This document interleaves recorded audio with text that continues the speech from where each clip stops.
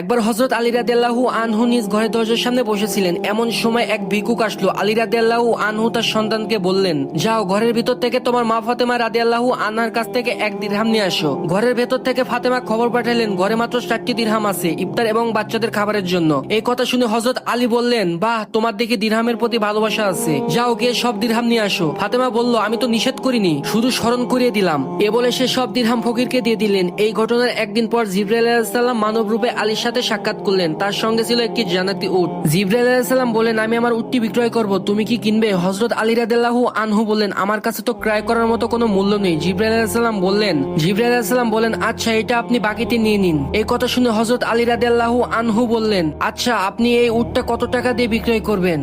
তিনি বলেন 100 দিরহাম। এরপর হযরত আলী রাদিয়াল্লাহু আনহু তাআলা 100 দিরহামের বিনিময়ে এই উটটি ক্রয় করলেন। তারপর তিনি পথ চলতে শুরু করলেন। এর কিছুক্ষণ পর বেতিন রূপে হযরত মিকাইল আলাইহিস সালাম দেখা